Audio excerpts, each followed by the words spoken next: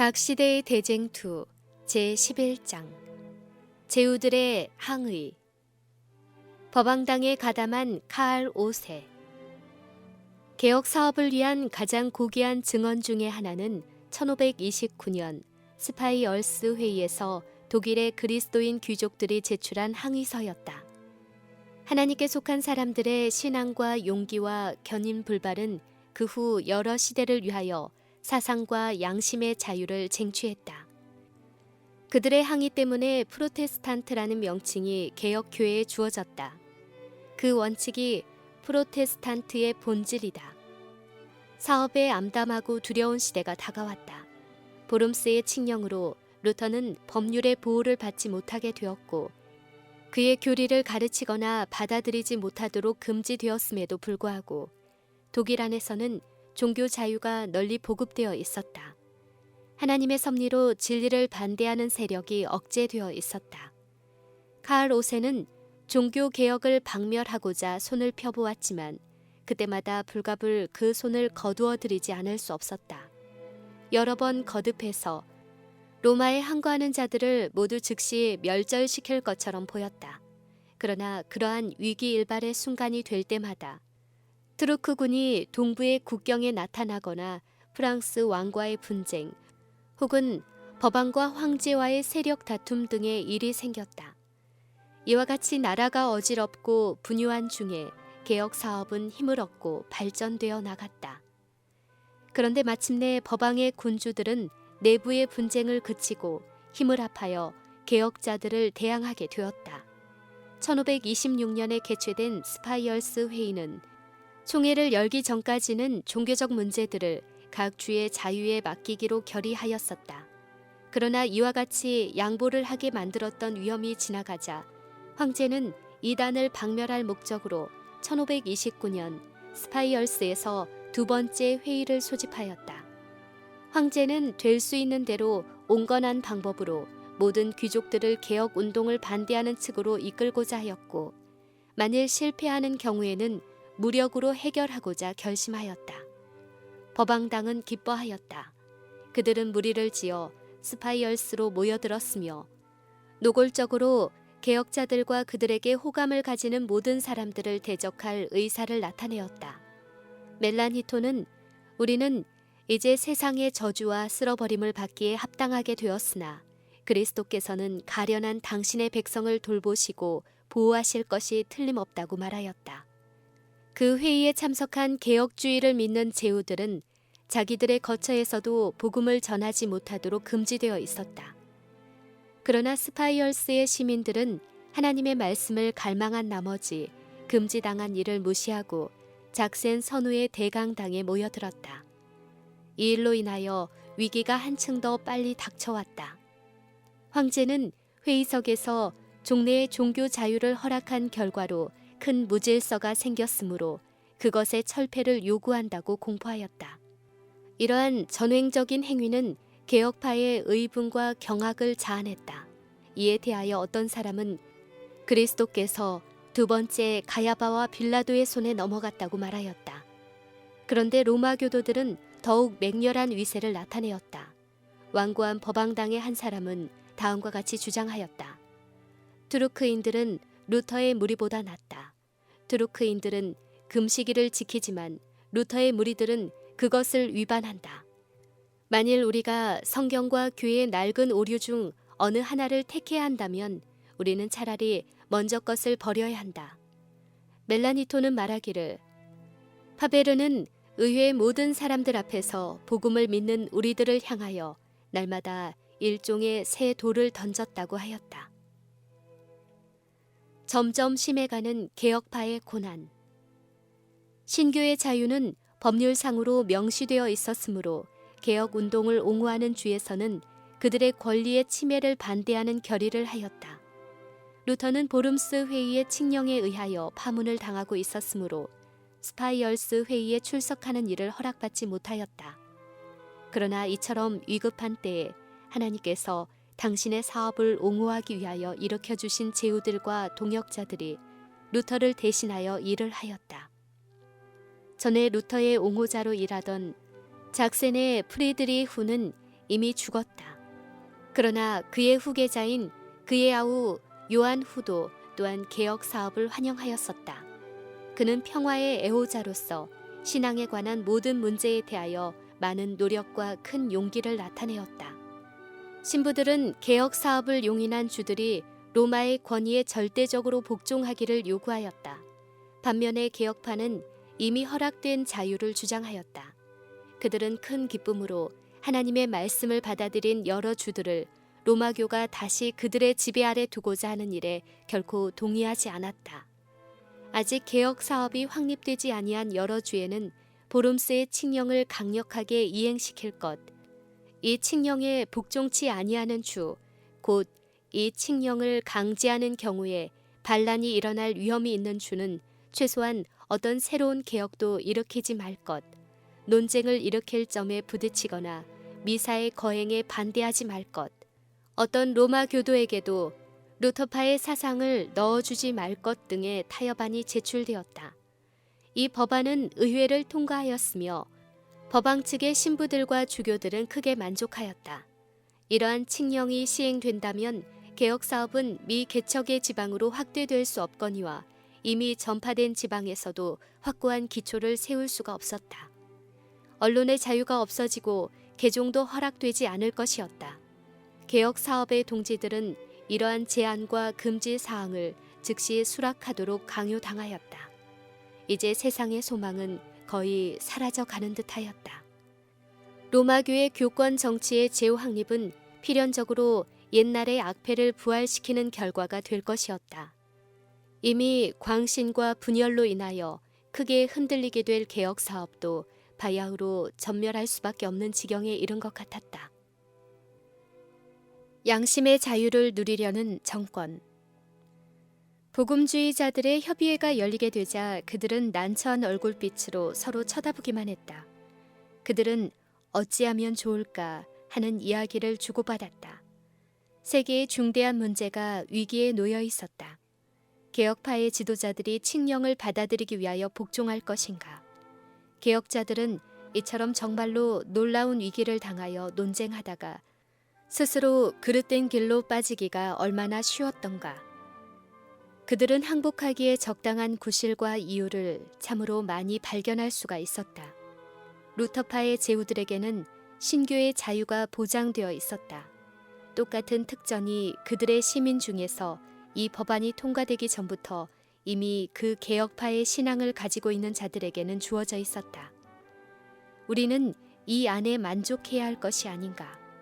복종하기를 거부할 때 얼마나 많은 위험이 따를 것인가?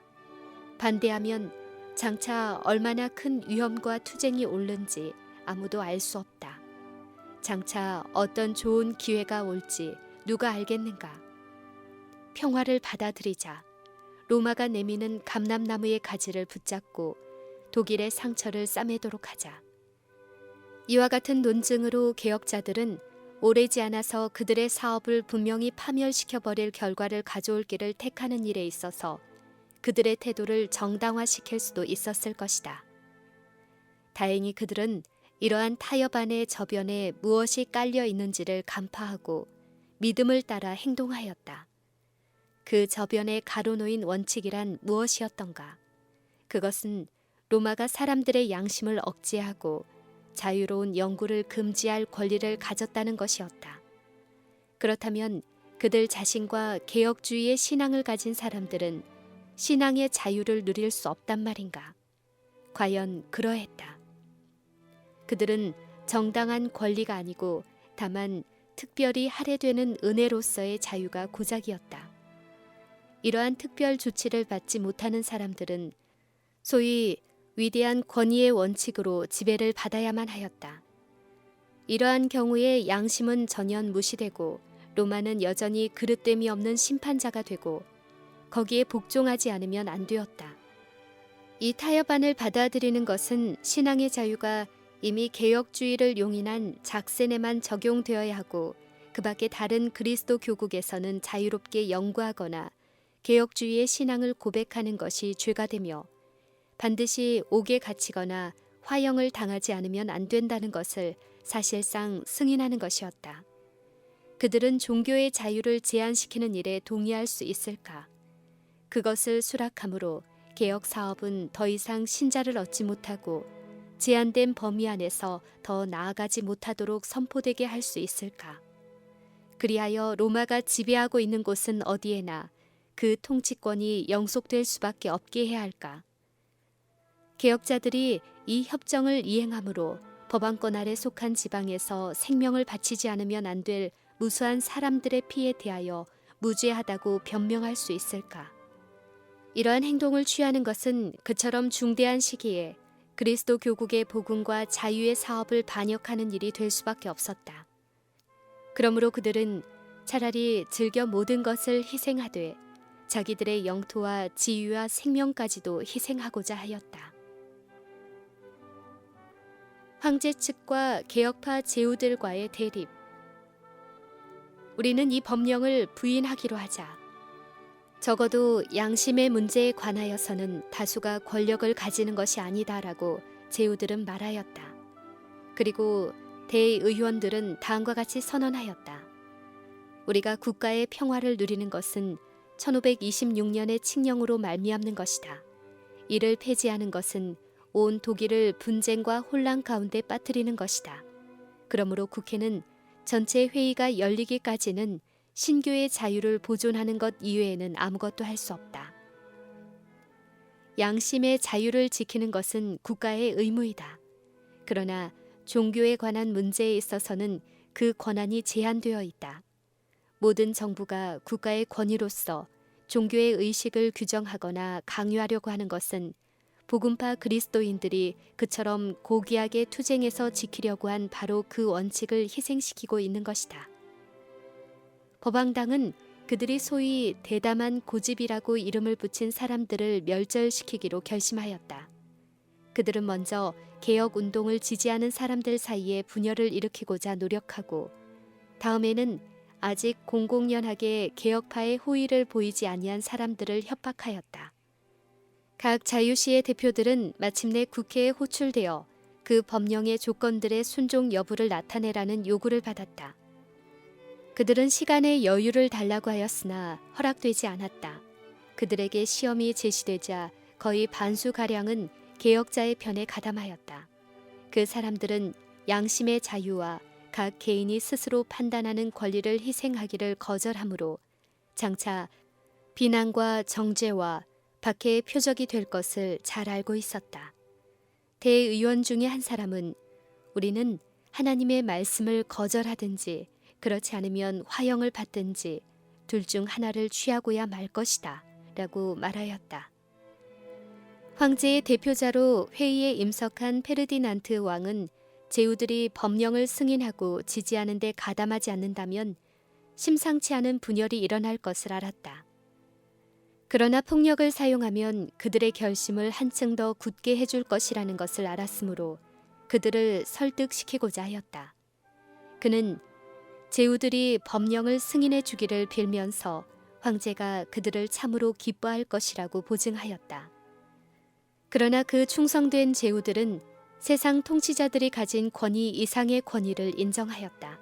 그러므로 그들은 우리는 하나님께 속한 영광과 평화를 유지하게 하는 일이라면 무엇이든지 황제의 명령에 복종하겠습니다. 라고 조용히 대답하였다. 의회에서 왕은 마침내 선우와 그의 동료들을 향하여 이 포고는 황제의 칙령의 형식을 취하여 작성된 것이므로 오직 한 가지의 길은 중의에 복종하는 것밖에 없다고 선언하였다. 그는 말을 마치자 개혁자들에게 고려할 기회나 대답할 기회를 조금도 주지 아니하고 퇴장하였다. 뜻밖의 일이었으므로 그들은 몇 사람의 사자를 보내어 왕이 다시 회의장으로 돌아오도록 간청하였다. 그들의 간청에 대하여 그는 그것은 이미 해결된 문제이다. 이제 남은 것은 복종하는 것뿐이다. 라고 대답하였다. 황제 측에서도 그리스도인 제후들이 사람의 교리와 사람의 요구보다 성경을 주장하여 굳게 지킬 것을 알았고 또한 이 원칙이 인정되는 곳은 어디에서나 법왕교가 마침내 무너지고 말 것을 알았다. 그러나 그 시대 이후로 수많은 사람이 그러했던 것처럼 그들은 보이는 것만을 바라보았으므로 황제와 법왕의 사업은 강하고 개혁자의 사업은 약하다고 생각하고 스스로 자만하였다. 개혁자들이 사람들의 힘만을 의지하였다면 법왕당이 생각했던 바와 같이 그들은 무력하였을 것이다. 그러나 비록 수는 적고 로마와도 불화한 사이였을지라도 그들은 그들대로의 힘을 가지고 있었다. 그들은 이 의회의 결의보다도 하나님의 말씀을, 칼 황제보다도 만왕의 왕, 만주의 주이신 예수 그리스도를 더욱 신뢰하였다. 개혁파 제후들의 항의서. 페르디난트 왕이 그들의 양심에서 비롯된 확신을 무시하였으므로 제후들은 그의 퇴장을 개의치 않고 항의서를 국회에 즉시 제출하기로 결정하였다. 그리하여 다음과 같은 엄숙한 선언서를 작성하여 의회에 제출하였다. 우리는 유일한 창조주시며 유지자시며 속죄주시며 구주시며 오래지 않아 우리의 심판자가 되실 하나님 앞과 온 인류와 온 피조물 앞에서 항의서를 제출하나이다.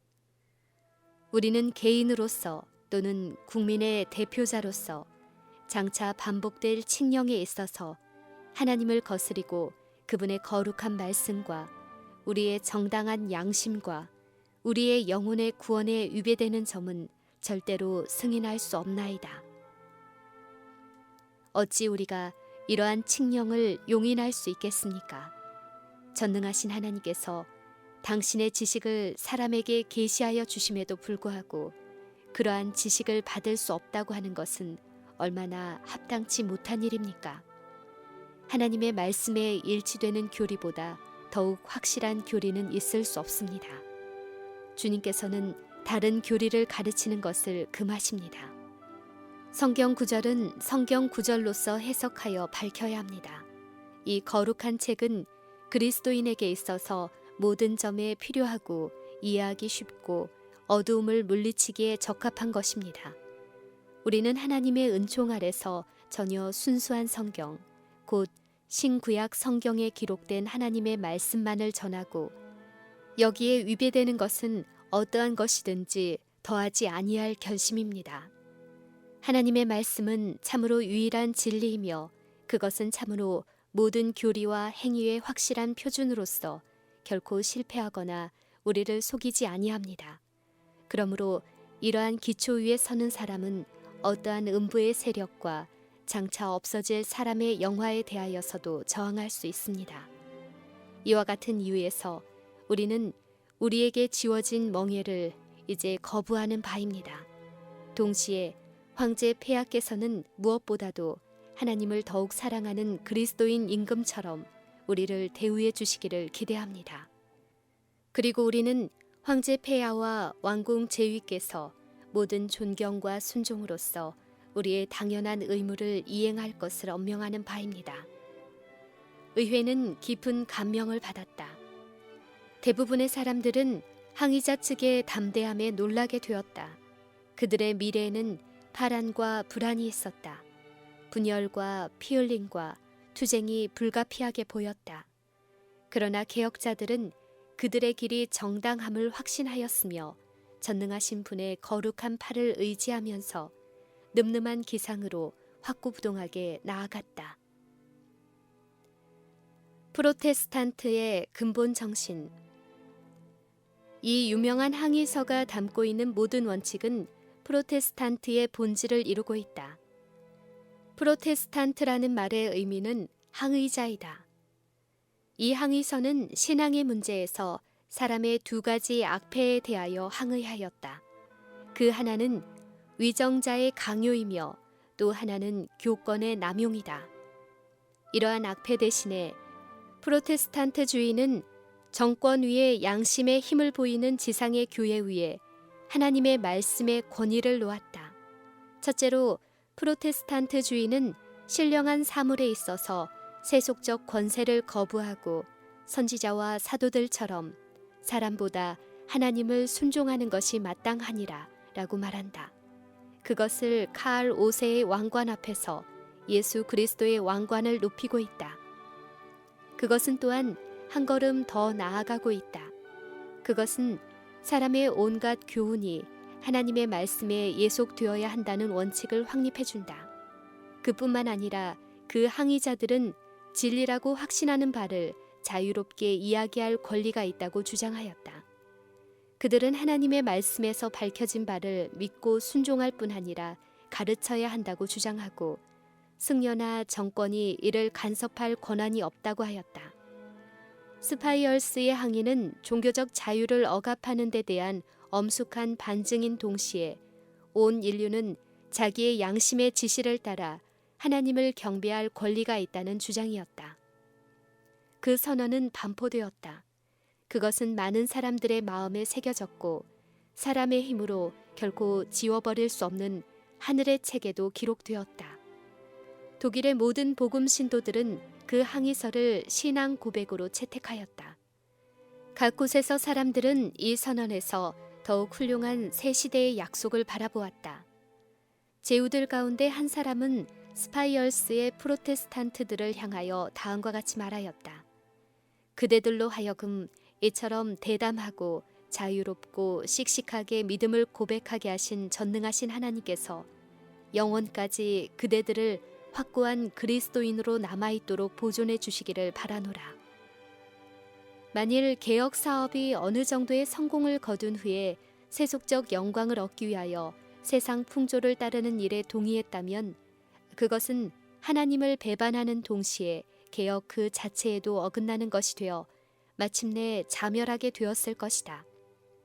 그처럼 고결한 개혁자들의 경험은 그 후 각 시대의 백성들에게 한 가지 교훈을 남겨주었다.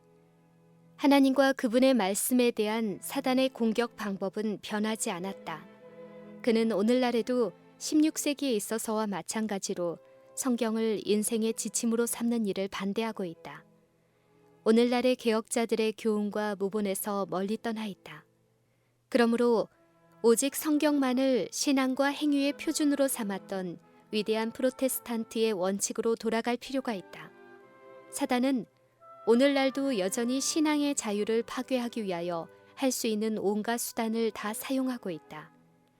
스파이얼스 항의자들이 배척한 반그리스도 교의 세력은 오늘날 새로운 힘으로 잃어버렸던 최상권을 회복하기 위하여 노력하고 있다. 그러므로 개혁 사업이 위기에 놓였을 때 한 것처럼 하나님의 말씀에 굳게 집착하는 것, 그것만이 오늘날의 개혁 사업의 유일한 희망이다. 천사의 보호를 받은 프로테스탄트파의 용사.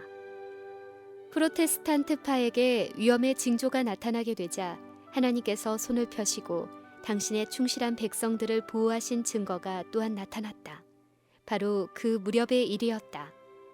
멜라니토는 아주 황급하게 그의 친구 시몬 그리네우스를 데리고 스파이얼스 시가를 빠져나가 라인 강가에 이르러 그에게 즉시 강을 건너라고 관권하였다. 그때의 시몬은 그렇게 조급히 구는 데 대하여 놀랐다.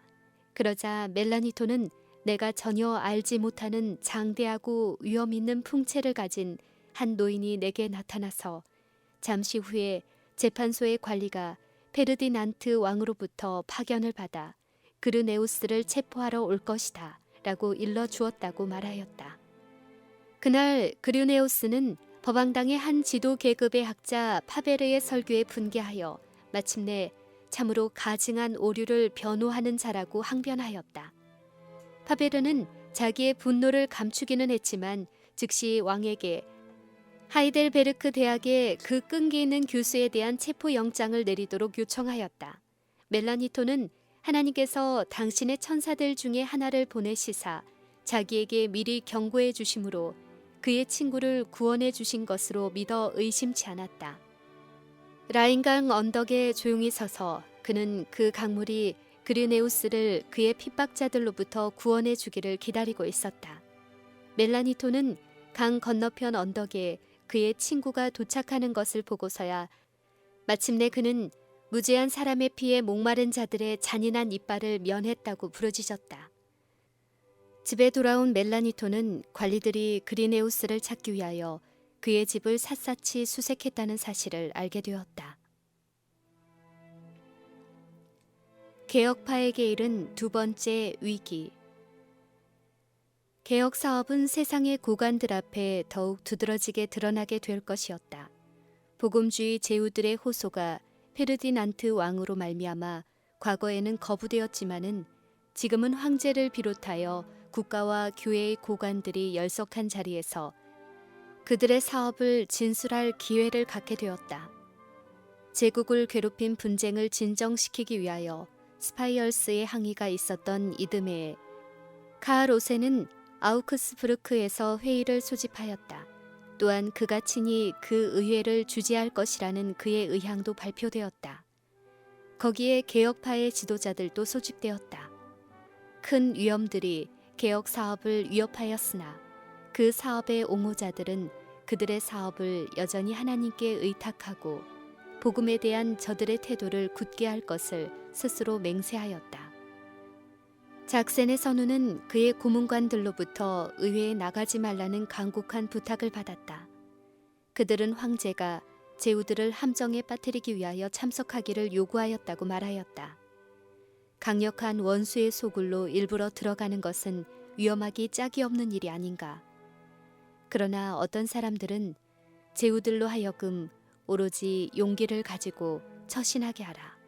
그리하면 하나님의 사업은 반드시 구조될 것이다 라고 하였다. 하나님은 신실하심으로 우리를 결단코 버리지 아니하실 것이다 라고 루터는 말하였다. 선우는 그의 수행원을 데리고 아우크스부르크로 떠났다. 모든 사람들이 그를 위협하고 있는 위험을 잘 알고 있었으므로 많은 사람들은 침울한 얼굴과 근심스러운 마음으로 가득 차 있었다. 그러나 쿠베르크까지 동행했던 루터는 그 여행에서 지은 내 주는 강한 성이요 라는 노래로 그들의 침체되어가는 믿음의 활기를 북돋아 주었다. 영감적인 그 노랫소리에 장차 다가올 일에 대한 여러 가지 염려는 사라지고 무겁던 마음이 가벼워졌다. 개혁파의 제후들은 그들의 견해를 성경으로 입증하여 체계적인 진술서를 의회에 제출하기로 결정하고 그것의 작성을 루터와 멜라니톤과 그의 동료들에게 위탁하였다. 개혁파의 사람들은 이 신앙 고백서를 그들의 믿음의 해명서로 수락하였다. 그들은 모여서 그 중요한 서류에 각기 서명하였다. 참으로 그것은 엄숙하고도 신중한 순간이었다. 개혁자들은 그들의 운동이 정치 문제와 혼동되지는 않을까 염려하였다. 그들은 종교개혁이 하나님의 말씀에서 나오는 가마 이외에는 어떠한 세력에도 동요되지 않아야 한다고 생각했다. 그러므로 개혁파의 제후들이 이 신앙 고백서에 서명하려고 나오자 멜라니토는 그 일을 저지시키면서 다음과 같이 말하였다. 이것은 신학자와 목사들이 제의해야 할 문제입니다. 이 세상에 권세 있는 사람들의 권력은 다른 일을 위하여 보류하여 두고 싶습니다. 그러나 작센의 요한후는 그 말에 대답하였다. 내가 거기에 참가하지 못한다는 것은 말이 안 된다. 나는 나의 지위에 상관없이 정당한 일이라면 해야 한다고 결심하고 있다.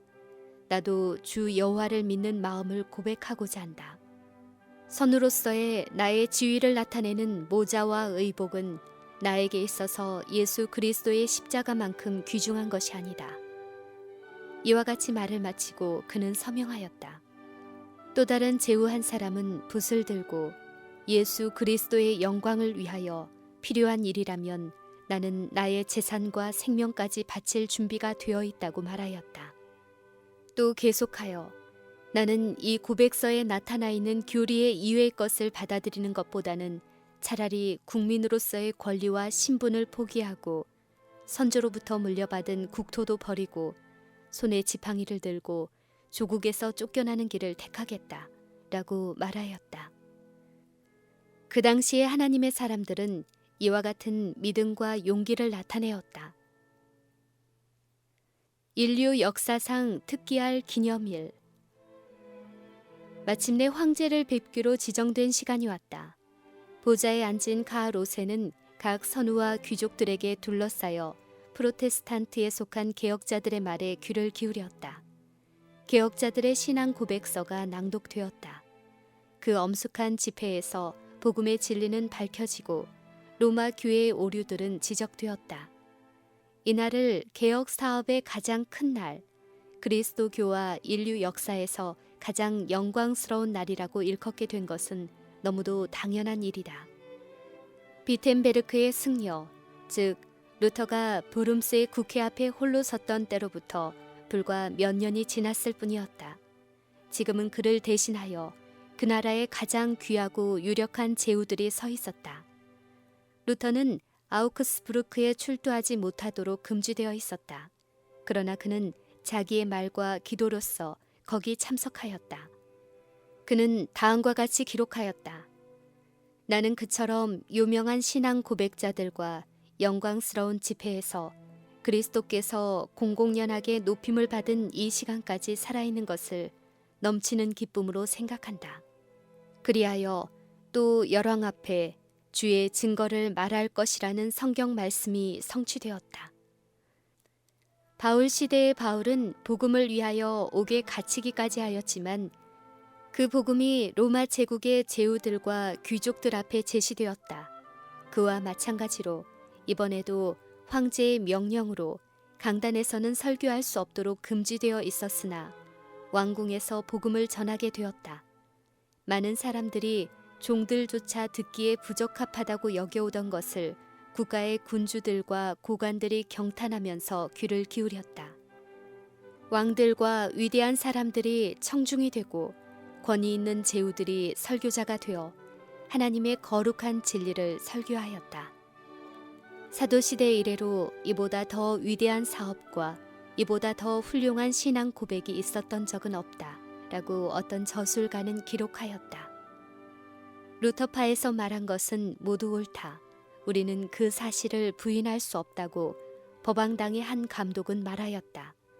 또 다른 한 사람은 에크 박사에게 선우와 그의 동료들이 작성한 신앙 고백서에 대하여 건전한 논리를 가지고 반박할 수 있는가?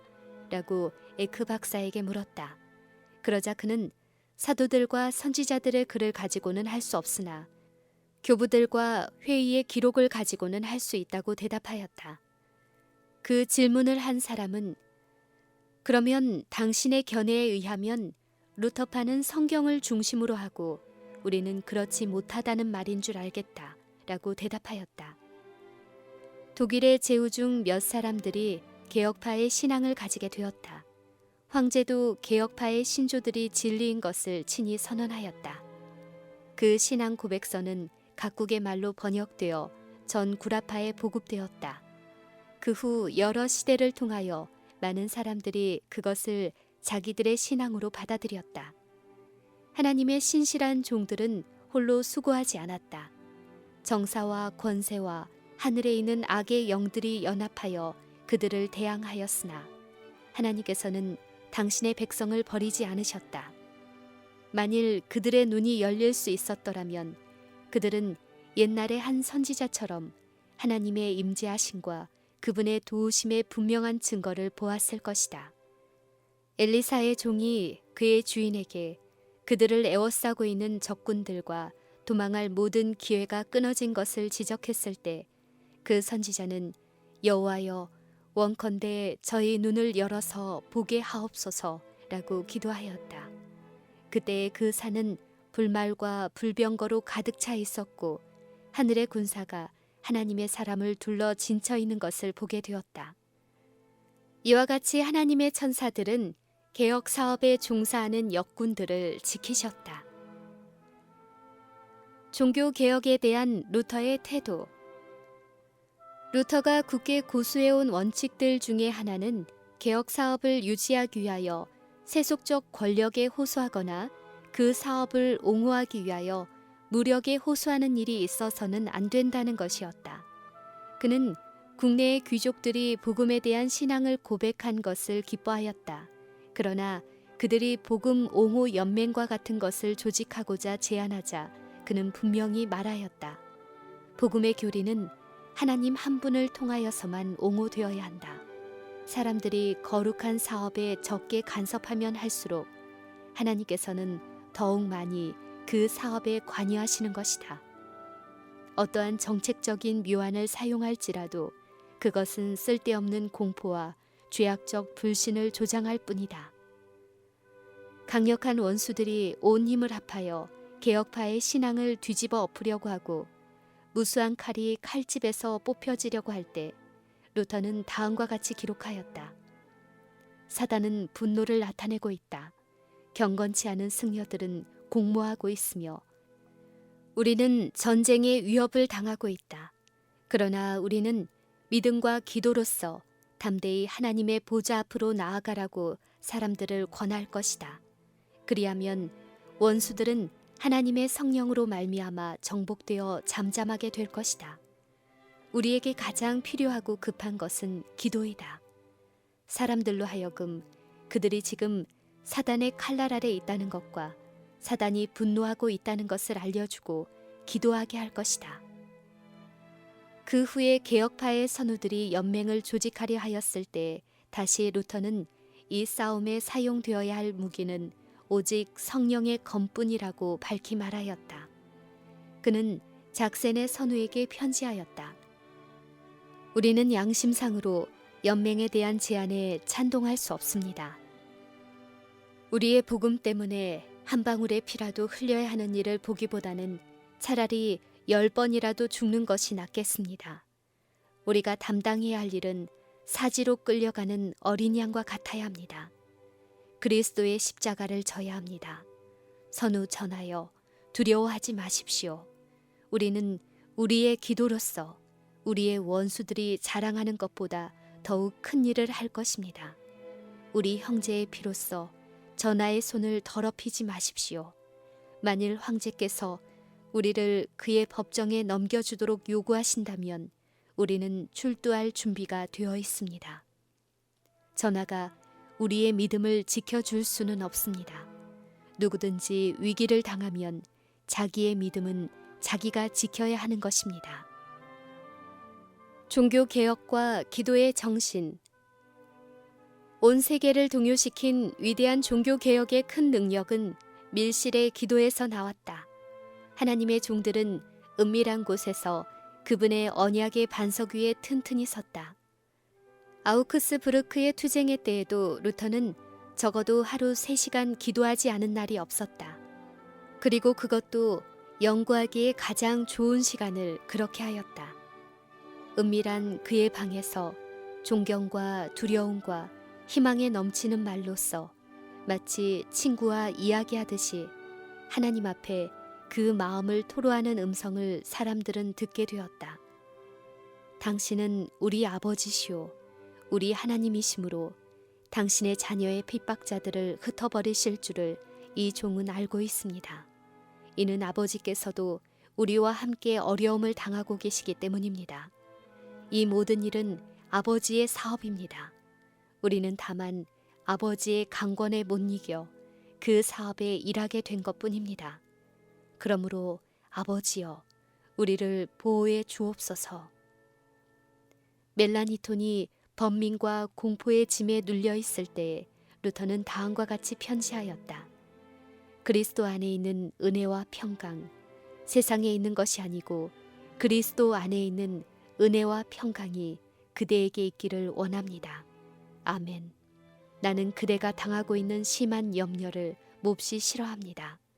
만일 이 사업이 정당하지 못하거든 그것을 버리십시오.